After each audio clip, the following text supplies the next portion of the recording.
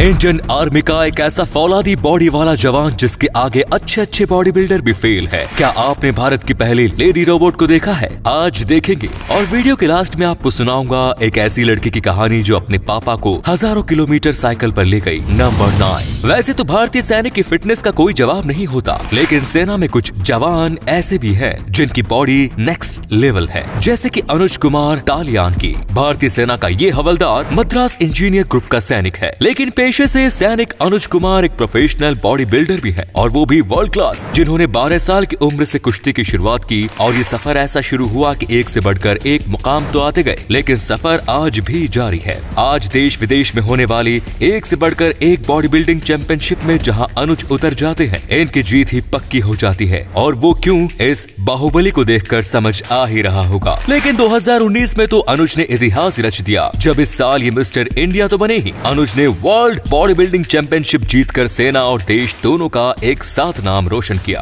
दोस्तों, हमारे देश के इस अद्भुत सैनिक के लिए एक लाइक तो बनता है। नंबर 8। आपने दुनिया की पहली ह्यूमनॉइड रोबोट सोफिया के वीडियोस तो देखे ही होंगे। आज दिखाते हैं आपको इंडियन सोफिया यानी शालू द टॉकिंग रोबोट को, जिन्हें बनाया है computer science teacher Dinesh Patel ने। दिनेश IIT पास आउट है और एक टेक्निकल माइंडेड व्यक्ति है, जिन्होंने भारत का पहला और इकलौता 100% वेस्ट मटेरियल से बना रोबोट तैयार किया है। यस, सोफिया और शालू में टेक्नोलॉजी के हिसाब भले ही डिफरेंस है, लेकिन शालू को तैयार करने का जो खर्च आया है उसके आगे सोफिया भी फेल है, क्योंकि करीब 3 साल की मेहनत के दौरान दिनेश ने केवल 50,000 रुपए और वेस्ट मटेरियल्स की मदद से शालू जैसा एडवांस्ड ह्यूमनॉइड रोबोट तैयार कर दिया। शालू कंप्लीट आर्टिफिशियल इंटेलिजेंस प्रोडक्ट है, जो सवाल का जवाब देने के साथ साथ खुद से सवाल पूछने में भी एक्सपर्ट है, वो भी हिंदी, इंग्लिश और भोजपुरी जैसी 9 भाषाओं में। नंबर 7। इतिहास गवाह है कि जिस देश में तानाशाही का राज हुआ, वो देश या तो खत्म हो गया या फिर खत्म होने की कगार पर आ गया,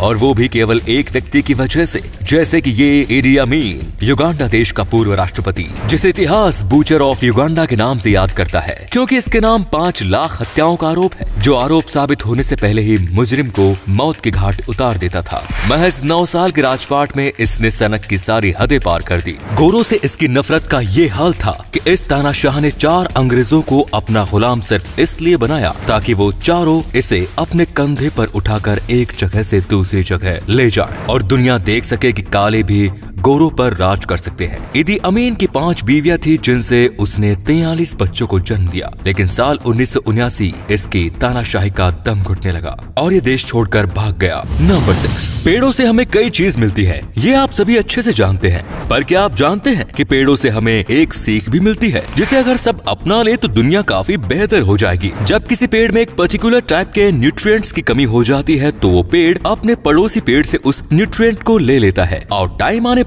जब पड़ोसी पेड़ में किसी न्यूट्रिएंट की कमी होती है, तो उसको वो न्यूट्रिएंट देकर उसका कर्जा उतार देता है। ऐसा पतझड़ और ठंड के टाइम पर सूखे हुए पेड़ अपने सदाबहार साथियों के साथ करते हैं। इससे सीख मिलती है कि मिल बांट कर रहने से जिंदगी आसान और खुशहाल हो जाती है। नंबर 5। जिसे आप एक फैंसी रिंग समझ रहे हैं, वो असल में एक बैटरी है, और वो भी कभी न खत्म होने वाली। और इसे बनाया है प्रोफेसर जियान लियांग जियाओ ने, एक थर्मोइलेक्ट्रिक डिवाइस जो ह्यूमन बॉडी से चार्ज होती है। जियाओ का कहना है कि ये डिवाइस हमारी बॉडी में मौजूद हीट से चार्ज हो सकती है, जिसकी मदद से हर समय हमारी बॉडी के पास पावर का एक सोर्स मौजूद रहेगा। भविष्य में ये वियरेबल डिवाइस, जो अभी केवल उंगलियों में है, इसका साइज और भी बड़ा होगा, और इस न्यू एज टेक्नोलॉजी की मदद से इंसान की पावर चार्जिंग की दिक्कतें दूर हो जाएंगी। जब एक ब्रेसलेट या फिर गले का हार केवल गहना ही नहीं बल्कि चलता फिरता पावर सप्लाई होगा। जब तक इंसान चार्ज है, मतलब कि उसकी बॉडी में हीट है, तब तक उसके मोबाइल या फिर जेब में पड़े अन्य गैजेट्स चार्ज हैं या नहीं, इसकी कोई टेंशन नहीं।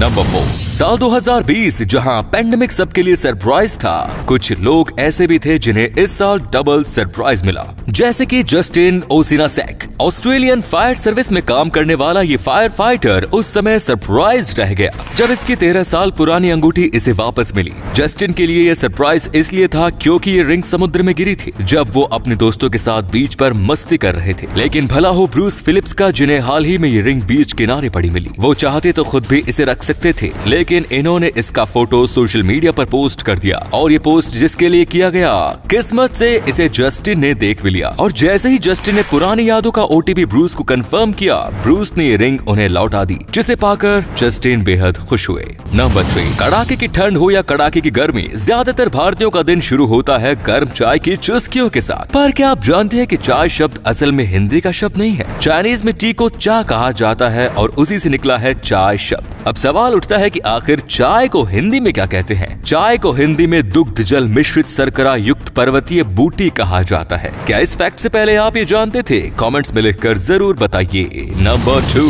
आपने कई ऐसी कहानियों के बारे में सुना होगा जहां एक टीचर अपने स्टूडेंट की जिंदगी बदल देता है, पर आज हम आपको एक ऐसे स्टूडेंट के बारे में बताने जा रहे हैं जिसने अपने टीचर की जिंदगी बदल दी। कैलिफोर्निया के रहने वाले जोस विलेरुएल फोंटाना यूनिफाइड स्कूल डिस्ट्रिक्ट में टीचर थे।